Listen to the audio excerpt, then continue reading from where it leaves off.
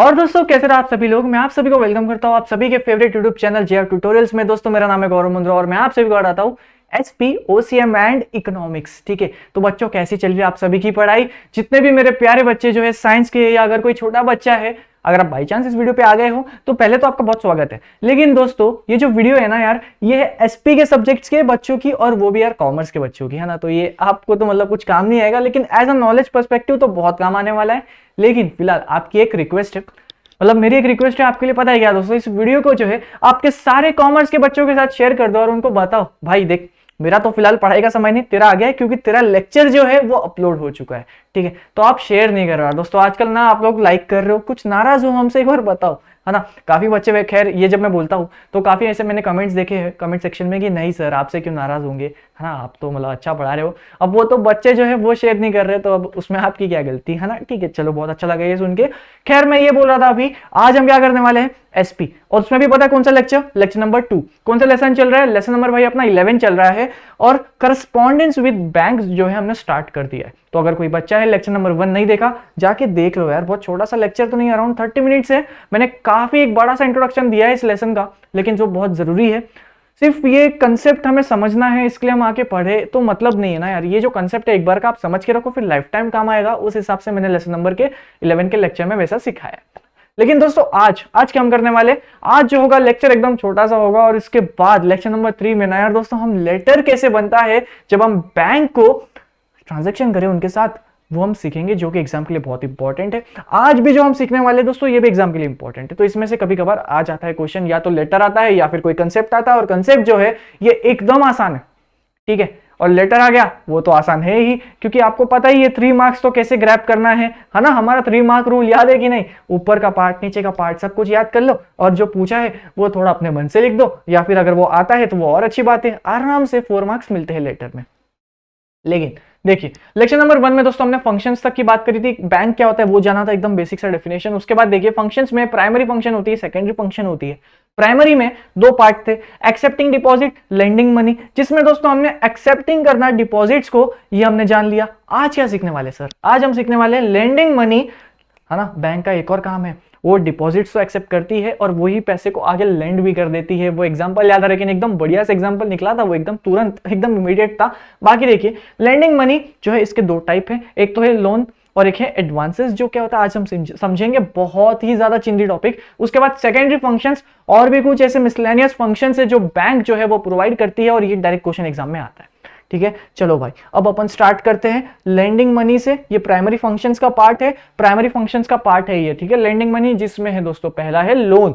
Loan क्या कहता है, देखो देखे यार दोस्तों, ये आई होप आपको लोन क्या होता है ये तो आपको पता है कि नहीं। देखो नाराज हो जाऊंगा मैं। पहला क्या देखिए दोस्तों, granted for specific period of a time against personal security, gold silver assets के प्रॉपर्टीज वगैरह वगैरह। चलो एक बार समस्या अपन अपनी लैंग्वेज में। आपको दोस्तों बैंक से ना कुछ पैसे की जरूरत थी, तो आप गए लोन लेने बैंक से। आप गए उधारी दे दे भाई, उधारी जिसे कहते हैं हिंदी में, है ना, उसको लोन कहते हैं। अब आप गए बैंक के पास, बैंक को बोले अरे अंकल सुनो ना, मेरे को ना बिजनेस करने का है, थोड़ा 1 लाख रुपए का लोन चाहिए। आप मेरे को जानते हो ना, बस आपके बैंक के बाजू में ही मेरा घर है, अरे दे दो ना प्लीज। क्या आप भी ऐसी बातें कर रहे हो, अपने पड़ोसी को नहीं दोगे क्या लोन वगैरह, ये थोड़ी ना बात होती है। अगर आप बैंक के सामने ऐसा करोगे तो दोस्तों क्या आपको बैंक लोन देगा क्या, उधारी देगा क्या। बच्चा कह रहा है सर बैंक हमें ना ऐसा प्यार से गेट का रास्ता दिखाएंगे और बोलेंगे भाग यहां से, या फिर पता है क्या बोलेंगे, ठीक है हम तेरे को लोन तो दे देंगे, लेकिन तू बदले में कुछ एज अ सेफ्टी तो लेके जा, कुछ ऐसा सेफ्टी तो रख के जा। क्या पता तू हमारा 1 लाख रुपए लिया और गायब हो गया यहां से, हो सकता है ना। तो कुछ ऐसा चीज रख के जा जिसको हमें लगे अच्छा, तो अगर 1 लाख रुपए लेके भाग भी गया ना, तो तूने जो चीज यहाँ पे एज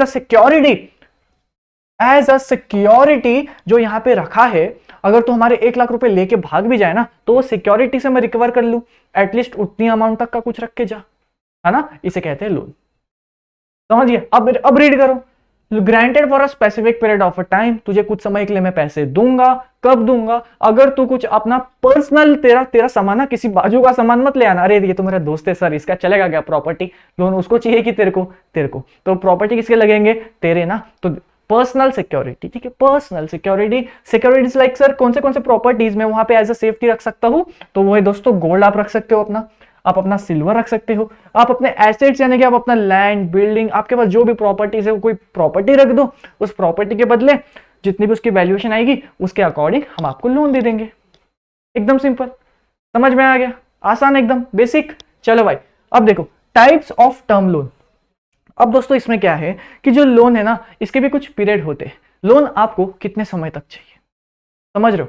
हाँ, मतलब कुछ लोग होंगे जिनको 1 साल के लिए लोन चाहिए, या कुछ लोग होंगे जिनको 3 साल के लिए लोन चाहिए, कुछ लोग होंगे जिनको 10 साल के लिए लोन चाहिए। क्यों नहीं हो सकता, बिल्कुल हो सकता है यार। अगर आपको कुछ महंगी चीज खरीदनी हो, लाइक 1 से 2 करोड़ तक का सामान, आपको एक मिडिल क्लास आदमी अगर कोई प्रॉपर्टी खरीदना चाहता है, तो क्या वो आप उससे 1 करोड़ रुपीज मांगोगे, वो तुरंत दे देगा, ले भाई ले पकड़? नहीं ना, बाकी चीजें भी तो हमें चलानी है। कुछ सर्टन अनसर्टनिटी हो गई, जैसे कुछ इमरजेंसी केसेस आ गए, तब क्या करेगा वो? मुझे एक बात बताओ, है ना, तब क्या करेगा वो? सारे पैसे तो उसने बैंक में दे दिए, अब बाकी तेरे पास कुछ नहीं है, ऐसा तो होगा नहीं ना। तो लोग क्या करते हैं, फिर लोन ले लेते हैं। कुछ लोग 20 से 30 साल का लोन लेते हैं अपने घर के नाम पे, फिर उसको पेमेंट कैसे करते? ईएमआई के थ्रू। याद आ रहा है कि नहीं? तो यही कंसेप्ट दोस्तों हम यहाँ पे सीख रहे हैं, ठीक है। अब लोन जो है ना, इसके भी टर्म है, एक तो है शॉर्ट टर्म, एक है मीडियम टर्म और एक है लॉन्ग टर्म। क्या है? एक है शॉर्ट टर्म, एक है मीडियम टर्म और एक है long term. Short term sir मतलब छोटे समय के लिए, मीडियम मतलब कि सर शॉर्ट से ना थोड़ा सा ज्यादा समय के लिए, और लॉन्ग मतलब सर ये तो लंबे समय तक होगा एकदम, है ना। कितना आसान है, देखो यार, ये सब पढ़ रहे हैं हम अभी। क्या है यहाँ पे? शॉर्ट में देखो, अगर आपको लोन चाहिए सिर्फ और सिर्फ मैक्सिमम 12 महीने के लिए, 12 महीने से एक दिन भी ज्यादा नहीं, यानी कि 1 साल से एक दिन भी आप ज्यादा के लिए आपको लोन नहीं चाहिए, उसको कहते हैं शॉर्ट टर्म। मीडियम टर्म अगर चाहिए तो 1 से 5 साल तक के लिए अगर आपको लोन चाहिए होगा, तब आप मीडियम टर्म के इसमें आ जाओगे टाइप में। जैसे आप मुझे एक बात बताओ, मुझे लोन चाहिए 3 साल के लिए, मैं किस में आऊंगा? बच्चा कह रहा है सर शॉर्ट, नहीं सर मीडियम टर्म में, क्योंकि 1 से 5 तक है। ये कितनी गंदी ड्राइंग बनाई है मैंने, 1 से 5 तक है ना, तब मैं किस में आया? मीडियम में। बच्चा कह रहा है सर अगर 5 से ज्यादा तक के साल का अगर आपको लोन चाहिए रहेगा, तब आप क्या करोगे? 5 से ज्यादा देखो सर, 5 तक तो हम आ जाते हैं मीडियम में। 5 से ज्यादा, अरे लॉन्ग टर्म ना सर, कितने समय, ज्यादा समय के लिए आपको लोन चाहिए, तो 5, ठीक है। अब देखो, अब आप बोलोगे सर एक डाउट है, ये कौन होते हैं जिनको शॉर्ट टर्म लोन चाहिए, मतलब 1 साल के लिए ही लोन चाहिए, ऐसा कुछ एग्जांपल दे सकते हो? जैसे देखो, अब मेरा नाम गौरव मुंद्रा है, ठीक है। अब मेरे को कोई बिजनेस स्टार्ट करना है जिसमें मेरे को छोटा सा इन्वेस्टमेंट चाहिए। अरे मुझे सिर्फ एक रेंट भरना है, लेकिन यार इतना अपने जेब से पैसा कौन लगाएगा? बैंक पे के पास जाता हूँ, उनसे लोन लेता हूँ और उस हिसाब से रेंट भर दिया करूंगा ना, और उस पैसे को मैं बिजनेस में यूज करूंगा। मैं कैसे भी यूज करूं, बैंक को उससे क्या लेना देना? मुझे तो सिर्फ और सिर्फ 1 साल तक का लोन चाहिए, इससे ज्यादा नहीं चाहिए, क्योंकि बाद में मुझे ऐसा लगता है ना, मेरा जो बिजनेस है ना, ये मुझे प्रॉफिट करके देगा, तब मैं अपना काम कर लूंगा। फिलहाल मुझे सिर्फ और सिर्फ 1 साल के लिए चाहिए, ठीक है। तो ऐसे केसेस में आप लोग दोस्तों शॉर्ट टर्म लोन ले लेते हो। बाकी अगर कोई बच्चा कह रहा है सर एक लॉन्ग टर्म का भी एग्जांपल दे दो, अब समझो यार दोस्तों, मुझे एक प्रॉपर्टी खरीदनी है, ये मैं हूं, मुझे प्रॉपर्टी खरीदनी है। अब ये प्रॉपर्टी की वैल्यूएशन जो है 1 करोड़ रुपीज है, और दोस्तों मैं तो एक मिडिल क्लास आदमी हूं, मैं कहां से एक ही दिन में, या फिर चलिए 1 महीना भी दे दिया, तो कहां से मैं 1 करोड़ रुपीज लाऊंगा? अरे भाई सब कुछ बेचना पड़ेगा, है ना, कहां से दूंगा मैं इसको, कहां से दूंगा मुझे बताओ। और 1 करोड़, चलो समझो मेरे पास बहुत पैसा है ना, अंधा पैसा अपने पास, मैंने इसको दे भी दिया, ठीक है। वहां से हंसा रहे मेरे को रोहन सर, ठीक है। मैं क्या कर रहा हूं, मेरे पास क्या है, अंधा पैसा है, ठीक है। अरे एग्जाम्पल दे रहा हूं, ऐसा सही में मत, मजाक कर रहा हूं मैं, बिल्कुल नहीं है मेरे पास, लेकिन मैं क्या कर रहा हूं, मेरे पास दोस्तों अंधा पैसा। कितना चाहिए आपको? 10 करोड़। अरे लो यार पकड़ो, अभी मेरा वॉलेट निकालता हूं, इतना पैसा है मेरे पास। लेकिन दोस्तों क्या एक सही डिसीजन होगा कि मैं किसको 10 करोड़ चाहिए, ला तुरंत ले ले भाई? ऐसा नहीं ना। अब यही पैसे को अगर मैं डिवाइड करके उसको बांट दूं, तो क्या ज्यादा अच्छा ऑप्शन होगा? नहीं होगा कि नहीं? तो बैंक वाले भी ऐसा ही करते। जैसे देखिए, मुझे यहाँ पे प्रॉपर्टी चाहिए थी, 1 करोड़ रुपए की थी। अब मेरे पास पैसे तो है, लेकिन सोचो ना यार, मुझे एक ही बार में 1 करोड़ रुपए देना पड़ जाएगा, भारी पड़ेगा ना यार। समझो, आज तो मेरे पास 1 करोड़ रुपीज है, लेकिन यही कल कुछ इमरजेंसी आ जाए, अब मैं क्या करूंगा? 1 करोड़ रुपीज तो मैंने दे दिए, बाकी मेरे पास कुछ ज्यादा पैसे रखे नहीं है इन हैंड में। मैंने सोचा था अरे एक ही बार में अपन कैश टू कैश डील करते, कुछ नहीं चाहिए अपने को बाद में, और मैंने अगर ऐसा कर दिया, 1 करोड़ एक बारी में दे दिया, और बस घर जाते जाते ही मुझे एक कार ने ठोकर मार दिया, ठीक है। अब हॉस्पिटल का खर्चा क्या करूं, कहां से पैसा लाऊं, कहां से लाऊं मुझे बताओ? मैंने अभी तो 1 करोड़ का खर्चा किया है, अब कहां से लाऊं पैसे, है ना। तो यही सब चीजें आप ना करो, इसलिए बैंक का जो कंसेप्ट है लाया जाता है, और वो एक लॉन्ग टर्म लोन प्रोवाइड करते हैं। अब वो पता है क्या बोलेंगे, आपको ये प्रॉपर्टी खरीदनी है, ठीक है खरीद लो, कोई बात नहीं, एक काम करो 30 साल तक आप ये लोन क्रेडिट कर सकते हो, हर साल जो है ना बस ईएमआई आके पे कर देना, ठीक है। सीधी सी बात है। अब जैसे देखो, बच्चा कह रहा है सर फिर इसमें बैंक का फायदा कैसे होगा, मुझे एकदम आउट ऑफ द बॉक्स जानना है, लेकिन थोड़ा सा जानने की इच्छा रखता हूं मैं। देखो यार दोस्तों, समझिए आपने 1 करोड़ यहाँ पे ये प्रॉपर्टी थी, बैंक आपको लोन प्रोवाइड कर रही है बहुत अच्छे से, ठीक है। प्रॉपर्टी कितने की है? 1 करोड़ रुपए की। तो वो जो इंसान है ना, ये जो इंसान है जो मुझे प्रॉपर्टी बेच रहा है, इसको तो 1 करोड़ रुपए भाई इसके बैंक में आ जाएंगे, ठीक है। अब बैंक वाले मेरे से 1 करोड़ रुपए पता है कैसे वसूलेंगे? हर साल मुझे उनको ईएमआई देनी है। अब ये जो ईएमआई जो है हर मंथ जाती है, अब मंथली बेसिस पे करते करते 23 साल तक मुझे उनको देनी है ना। तो ये ही दोस्तों, ये जो 1 करोड़ रुपए है ना, ये ईएमआई के ऐसे करते करते करते 30 साल तक पता है वो अपने से कितना फेच कर लेते हैं? समथिंग एंड समथिंग अराउंड 2 से 3 करोड़ तक। देखो, मैं 2 से 3 करोड़ 30 साल तक दे सकता हूं, लेकिन अभी ऐसा 1 साल, ऐसा एक ही दिन में तुरंत मांगोगे तब तो दिक्कत होगी ना, है ना। तो सोचो, इतनी बड़ी अपनी हेल्प कर रही है ये जो बैंक का काम है, और इसमें से इसका एक फंक्शन है लोन प्रोवाइड करना। बेसिक सा कंसेप्ट था, लेकिन अब आप 11th में हो और लोन के बारे में नहीं पता हो तो फिर थोड़ी सी दिक्कत हो जाएगी ना यार। अब छोटे बच्चे तो नहीं हो, आप सब जानना चाहिए आपको। चलिए, एडवांसेस क्या है देखिए। एडवांसेस जो है ना, आप ये जो कंसेप्ट एकदम बहुत ज्यादा आसानी से समझोगे, क्योंकि हमने जो लेक्चर नंबर 1 में ना एग्जांपल दिया था ना, वो एकदम कनेक्ट हुआ था इसके साथ, ठीक है। चलो, यहाँ पे क्या है? Credit facility provided by bank to its customer. हम आपको लोन नहीं दे रहे, लेकिन मेरे दोस्त तू बैंक पे भरोसा रख, कभी भी तुझे इमीडिएट पेमेंट करनी पड़ गई ना, तू बस हमें मैसेज कर देना या फिर हमारे अकाउंट से तू पैसे निकाल लेना, अगर ऑब्वियस सा बात है अगर तेरा अकाउंट मेरे बैंक में है तो। अब वो एग्जांपल याद करो, ओवरड्राफ्ट वाला। करो करो, लेक्चर नंबर 1 को याद करो, जब हम एकदम नकली सी सूट, नकली घड़ी जो ओरिजिनल लग रही थी, है ना, एकदम बड़े बिजनेसमैन बन के गए थे और हमारे बैंक में 1200 रुपए था, लेकिन हमने इमीडिएट ट्रांजेक्शन किया पूरे 1 लाख रुपए का। अब हमारे बिहाफ में जो पेमेंट हुई, है ना, हमारी जो इज्जत है वो बैंक ने बचा ली थी। सोचो ना यार, मैं एकदम ऐसा ब्लेजर वेजर पहन के रखा हूँ, हाथ में एकदम महंगी घड़ी, महंगे शूज, और जब मैं उसको बोलता हूँ अच्छा 1 लाख का है क्या, अरे रुक यार अभी पेमेंट करता हूँ, और मैंने जब पेमेंट की और वो पेमेंट फेल हो जाए तो क्या मेरा एक अच्छा इंप्रेशन पड़ेगा? नहीं ना। तो ये ही इज्जत बचाने के लिए बैंक कुछ फैसिलिटी प्रोवाइड करती है जिसे कहते हैं एडवांस, ठीक है। एडवांस में वो आपको पैसे देगी, लेकिन हाँ ऑब्वियस सा बात है, बैंक ने आपके बिहाफ में पेमेंट करी ना, तब आपको भी बैंक को देना पड़ता है। भाई बैंक आपका क्या दोस्त लगता है क्या जो आपके बिहाफ में पेमेंट करेगा? नहीं, वो लोग आपसे दोस्तों वापस उतना ही पैसे पे इंटरेस्ट के साथ कलेक्ट करते हैं। चलिए, पहला क्या, ओवरड्राफ्ट नहीं समझा रहा, एकदम मस्त से समझा था हमने लेक्चर नंबर 1 में, ठीक है। याद आ रहा है कि नहीं? ओवरड्राफ्ट की फैसिलिटी किसको मिलती है? चलो समझा देता हूं किसको मिलती है। करंट अकाउंट होल्डर्स को, है ना। करंट कौन लेता है? जो बिजनेसमैन हो गए यार, उनको देखो सर दिन बर दिन पेमेंट करनी पड़ती है, या कभी उनको पेमेंट रिसीव हो जाती है, लेकिन अब यही कोई ट्रांजैक्शन के बीच उनके पास बैंक में पैसे ना हो और उस वजह से उनका काम रुक जाए, फिर तो गलत बात है ना। 2 लाख की डील, उनको पेमेंट करनी थी लेकिन पेमेंट नहीं हुई, तो क्या इंप्रेशन हो जाएगा सर? तो ये ही आपकी रेप्यूटेशन, आपको इमीडिएट पैसे मिल जाए, ये वाली फैसिलिटी प्रोवाइड करती है एडवांस। और एडवांसेस के जो टाइप है, जिसमें पहला है ओवरड्राफ्ट, सेकंड है कैश क्रेडिट। कैश क्रेडिट, अब देखिए ये एक नया कंसेप्ट है। Securities like stock of raw material, finish goods. चलिए, क्या कह रहा था मैं? Cash credit. अगर देखो आपको बिजनेस करना है, ठीक है, एक बच्चा है बोल रहा है सर मैं ना अपना एक स्टोर डालना चाहता हूँ, वहां पे सर हम लोग ना क्लोथिंग के इसमें ब्रांड में मैं आना चाहता हूँ, मैं अपना ब्रांड क्रिएट करूंगा, वहां पे मैं क्लोथ्स क्रिएट करूंगा, ठीक है, सब बेसिक प्रिंटेड टी शर्ट्स और शर्ट्स बनवाऊंगा मैं। क्या बात है, बहुत अच्छी बात है, वेरी गुड वेरी गुड, करते रहो। तो उसके लिए क्या लगेंगे? रॉ मटेरियल्स लगेंगे, और क्या लगेंगे? Finish goods. जब आप रॉ मटेरियल्स को इस्तेमाल करोगे पूरी अच्छे से, है ना, क्लोथ्स को क्रॉप करोगे, उसके ऊपर प्रिंट कर दोगे पूरा जैसा भी आप चाहो, जब वो एक गुड्स पूरी तरह से तैयार हो जाएगा उसे हम कहते हैं फिनिश गुड्स। याद आ रहा है कि नहीं? ओसीएम के पुराने दिन भूल गए क्या? सब रिवाइज करो यार, ये सब जो चीजें हैं ये याद करने वाली चीजें नहीं है, ये कंसेप्ट जो आपको लाइफ टाइम याद रखना है।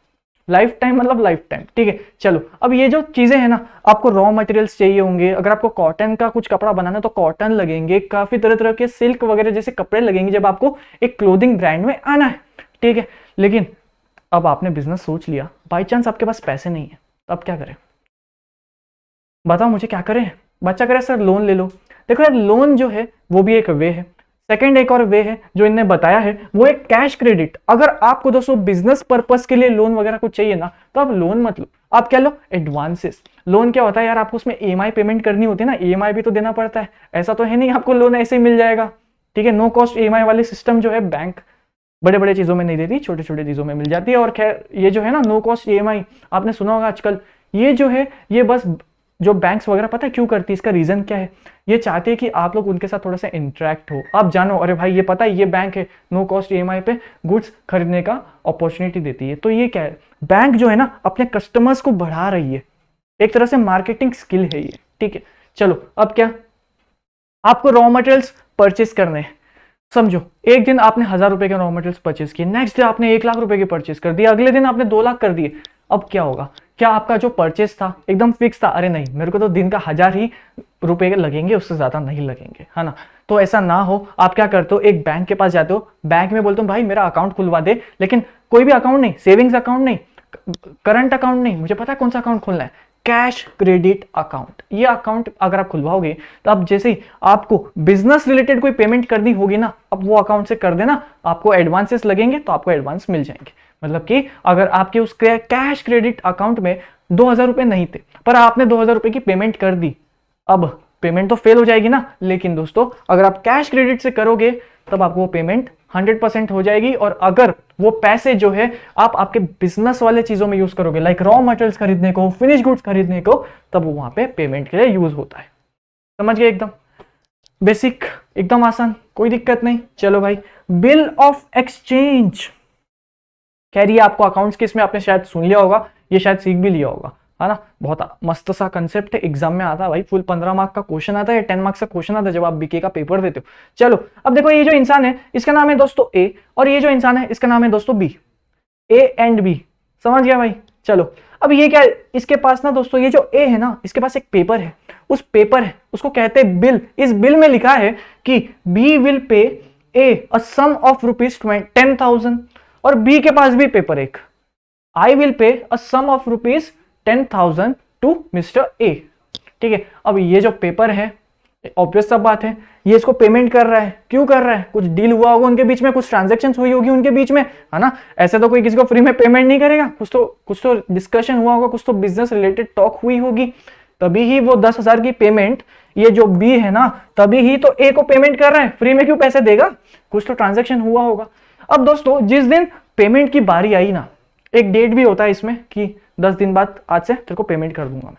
अब दोस्तों जिस दिन पेमेंट की बारी आई, अपना ए जो है ना यार, ये टाउन के, ये शहर के बाहर था। अब भाई पेमेंट की बारी है, तुझे मैं पेमेंट दे रहा हूं और तू गांव में बैठा है, ये क्या बात हुई यार, अब कैसे दूं तुझे पेमेंट। अब ये जो ए है ना, ये बी को बोलेगा अरे सुन, मैं तो गांव में नहीं, मैं तो गांव में हूं, तो तू मुझे पेमेंट कैसे करेगा, बोलना पेमेंट नहीं देना, ऐसे बहाने मत मार, एक काम कर मेरे बिहाफ में ना, ये जो बैंक है इस बैंक में जा और डिपॉजिट कर दे।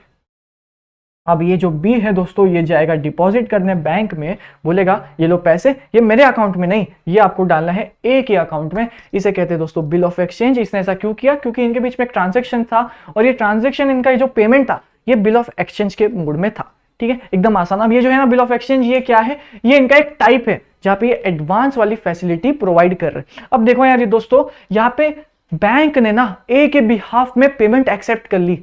अब सोचो, अगर ये जो ए है गांव में ही रहता और बी बेचारा पेमेंट देने को आया था, और ये बैंक वाले अगर एक्सेप्ट नहीं करते, तो वो पैसा तो वहां पे वहीं रह जाता कि नहीं, मुझे बताओ। बच्चा कह रहा है हाँ सर बिल्कुल रह जाता। तो मतलब ए के बिहाफ में बैंक ने उसके लिए पेमेंट ले ली।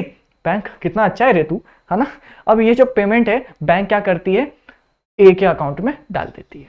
खैर कभी कभार पता है क्या होता है, ये जो बिल ऑफ एक्सचेंज है ना, ये इंसान जो है सीधा बैंक को जाके ये भी सेल कर सकता है। मतलब समझाओ ये वाला, आउट ऑफ बॉक्स जा रहा हूं, 2 मिनट सुन लो। लेकिन देखो, बी को पेमेंट करनी थी, किसको करनी थी, ए को। कितने रुपए के लिए करना था, 10,000। कब करना था, 1 जनवरी को। बी को पेमेंट करना था ए को, कब करना था, 1 जनवरी को, और कितने रुपए करने थे, 10,000 रुपए। अब अपना जो ए है ना यार, ए को जाना था गांव, इसकी मम्मी जो है गांव में रहती है, और मॉम जी जो है ए इंसान की बुला रही थी, अरे यार बेटा मेरे से तो मिलने आ। तो ए बोलता है अरे मम्मी आपने बोला मुझे आना ही पड़ेगा, अब तो आना ही पड़ेगा। अब उसको गांव जाने के लिए कुछ पैसे लगेंगे ना, अब लेकिन इसको तो पैसे जो है 1 जनवरी को मिलेंगे। अच्छा 1 जनवरी को मिलेंगे, और पैसे भाई अर्जेंट में चाहिए, ऐसा थोड़ी मम्मी के लिए कुछ जाऊंगा तो लेके जाऊंगा ना। अब ए क्या करेगा, पैसे नहीं है भाई के पास। अब ये सोचता है अच्छा वो 10,000 मिलने वाले थे ना, वो तो 1 जनवरी को मिलेंगे, एक काम करता हूं, वो जो बिल है ना मैं बैंक को बेच देता हूं, अब ये जो बिल है दोस्तों, ये बैंक, ये बैंक है, ये बिल जो है 10,000 का, ये जाके बैंक को बेच देगा और बोलेगा 1 जनवरी को ना बी जो है पेमेंट करेगा मुझे, लेकिन वो जो पेमेंट है मुझे नहीं, अब वो आप ले लेना। समझ गए? तो ये जो फैसिलिटी है एडवांस वाली, देखो यार 1 जनवरी को उसको पेमेंट मिल रही थी, लेकिन चलिए समझो आज थी 1 दिसंबर।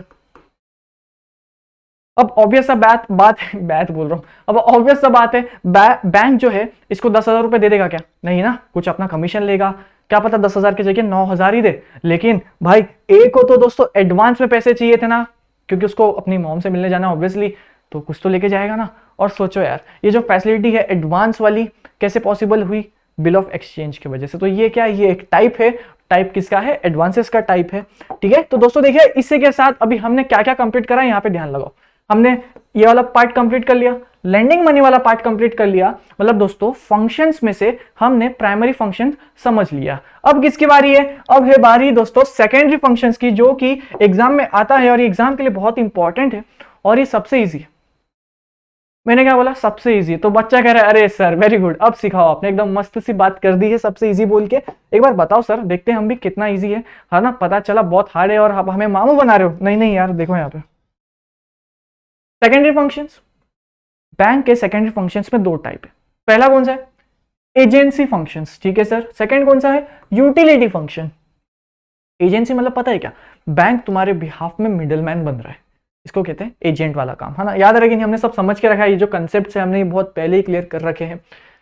अब देखो, on behalf of their customer, मतलब बैंक क्या करते हैं ना, अच्छा मेरे कस्टमर तू टेंशन मत ले, तू घर पे बैठ, तेरा घर पे बैठे बैठे तेरे अकाउंट में मैं पेमेंट डलवाता हूं, ऐसे कुछ फंक्शन याद रहे कि नहीं, इसको कहते हैं सेकेंडरी फंक्शंस में एजेंसी फंक्शंस। अब ये जो फंक्शंस है ना, इसको याद कर लो, नहीं समझ आता कोई बात नहीं, लेकिन ये जो है, ये जो 1 लाइनर्स है आप इसको समझ नहीं सकते, इन सब के पीछे एक बहुत बड़ा कंसेप्ट होता है दोस्तों। लेकिन ये जो है जब अपन रीड करेंगे तब आपको अपने आप लगेगा कि हाँ सर ये लोग तो काफी चीजें करते हैं, हर कोई करता है ये सब चीजें तो, और ये जो है ये तो हम आराम से लर्न करके लिख सकते हैं। आओ देखते हैं, मैं जब रीड करूंगा तुम खुद ही समझ जाओगे। पहला क्या है? Collect cheques and bill. अगर किसी को बिल, अगर आपके नाम पे किसी ने चेक क्रिएट किया है, अब उस चेक को क्या करते हो? ऐसा सीने से लगा के रखते हो, अरे मेरा चेक है ना, तुझे नहीं जाने दूंगा। लेकिन दोस्तों ये चेक को अगर हमें पैसे के फॉर्म में कन्वर्ट करना है, मनी के फॉर्म में कन्वर्ट करना है, तब हम कैसे करेंगे? बैंक के पास लेके जाएंगे।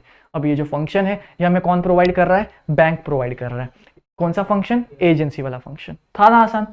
कलेक्शन ऑफ डिविडेंड सैलरी, अगर किसके अकाउंट में सैलरी आती है, तो कोई इंसान है जिसका 1 लाख रुपए का सैलरी है, ठीक है, वो जाएगा ऑफिस में, अरे चलो बॉस लाओ सैलरी दो, ले भाई 1 लाख रुपए कैश पकड़। कैश नहीं देता है ना, वो क्या करता है? सीधा उसके बैंक अकाउंट में डिपॉजिट करवा देता है। तो ये क्या है? उसका ये एक फंक्शन है। सेकंड क्या है? पेमेंट। अगर तुम्हें किसी चीज की पेमेंट करनी है, रेंट वगैरह देना है, कोई भी सिस्टम, कोई भी बिल की पेमेंट करनी है, तब आप कैसे पेमेंट करोगे? बैंक के थ्रू। कहाँ पे भी अगर वो रहे, है ना। चलो फिर क्या है? Transfer of money. जैसे अगर आप किसी को जीपे करना चाहते हो या गूगल पे, जो भी जितने तरह के आजकल पेमेंट मेथड्स आ चुके हैं, है ना, डिजिटल इंडिया की तरफ हमारा देश जो है बढ़ता जा रहा है। अब ये जो है ये सिस्टम कैसे पॉसिबल हुआ? बैंक के वजह से, बैंक के सेकेंडरी फंक्शंस के वजह से। जो भी हम सीख रहे हैं, एग्जाम में डायरेक्ट क्वेश्चन आता है कि सेकेंडरी फंक्शंस बताओ, तो आपको लिखना है कि बैंक के 2 सेकेंडरी फंक्शंस है, एजेंसी फंक्शन, यूटिलिटी फंक्शन। फिर आपको ये एजेंसी में ये 5 लिखने हैं, यूटिलिटी में ये 6 लिखने हैं, और इसी के साथ आपका जो आंसर है पूरा कंप्लीट हो जाएगा। 5 में से आपको मिनिमम 4 मार्क्स मिल जाएंगे। अगर आप सारे पॉइंट्स अच्छे से लिखोगे तो 4.5 एंड 5 के तो फुल चांस है। ठीक है, समझ में आ गया।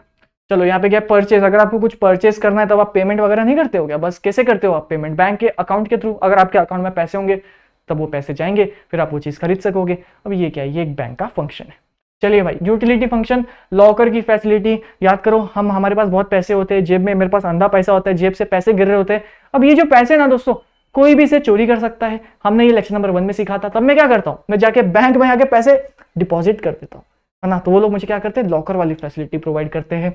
लेटर ऑफ क्रेडिट हो गया। फॉरेन ट्रांजेक्शन, अगर मेरे को किसी देश के साथ ट्रांजेक्शन करनी है जो पाकिस्तान में रहता है, या दुबई में रहता है जो सिटी है प्यारी सी, या फिर श्रीलंका में रहता है, या बांग्लादेश, ऑस्ट्रेलिया, जहां पे भी, चलो ठीक है, आपकी जहां इच्छा। ये कैसे पॉसिबल होगा? बैंक के through. ATM, debit, credit cards वगैरह। चलिए, buying and selling of securities. Securities में शेयर्स, डिबेंचर्स, डिपॉजिट्स, बहुत सारे बॉन्ड्स, बहुत सारी चीजें आती है। तो सिक्योरिटी एक बहुत वाइडर टर्म है, और जो शेयर्स है ना, ये बहुत ही नैरो टर्म है। बच्चा कह रहा सर सिक्योरिटीज के बारे में हमें कब जानने को मिलेगा? जब आप 12th में आओगे। चलो, ट्रैवलर्स चेक, देखो अगर आप समझिए अमेरिका घूमने जाते हो, आप अमेरिका का वहां पे जाके आप शॉपिंग वगैरह करोगे ना, आप अपने बैंक को बोलते हो, बैंक सुनो ना, मेरे को 3 लाख रुपीज का अमेरिका में चेक चल जाए, वैसा चेक निकाल के दो।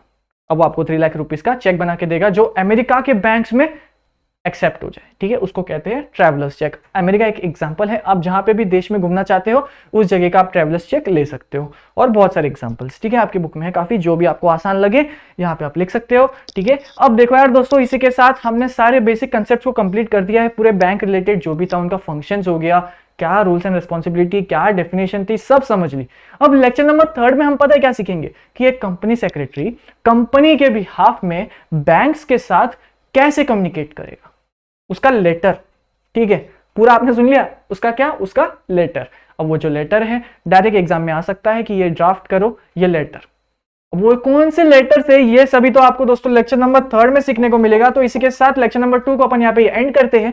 आप सभी से मिलूंगा लेक्चर नंबर 3 में, जहां पे हम एक लेटर कैसे बनेगा जब एक कंपनी सेक्रेटरी बैंक वाले को अप्रोच करेगा, वो तो हम लेक्चर नंबर 3 में सीखेंगे, जो कि पूरे तरह से इंपॉर्टेंट है, एग्जाम में आता है फॉर 5 मार्क्स।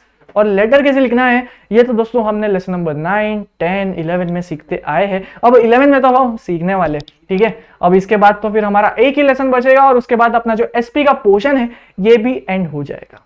तो हमारी जो जर्नी है बहुत जल्द एंड होने वाली है, लेकिन फॉर 11th स्टैंडर्ड खासकर। और मैं ये बोल रहा था अब आपकी क्या ड्यूटी बनती है, आपकी ड्यूटी है यार शेयर कर दो सारे एसपी वाले बच्चों के साथ, कॉमर्स वाले बच्चों के साथ, सारे छोटे बच्चों को भी कर दो और बोल दो लाइक कर देना, ठीक है। बाकी दोस्तों ये मेरा इंस्टाग्राम आईडी है, कोई भी डाउट वगैरह यहाँ पे आप कांटेक्ट कीजिएगा, कमेंट सेक्शन में भी कीजिएगा, कोई प्रॉब्लम नहीं, बस थोड़ा सा लेट रिप्लाई आ सकता है क्योंकि बहुत सारे बच्चे कमेंट करते हैं, बहुत सारे वीडियोस अपलोड होती है डेली, तो चेक करना थोड़ा सा पॉसिबल नहीं हो पाता है। लेकिन यही अगर आप इंस्टाग्राम पे कर दोगे तो इमीडिएट रिप्लाई मिल जाएगा, ठीक है। चलो फिर दोस्तों लेक्चर को मैं यहाँ पे एंड करता हूँ।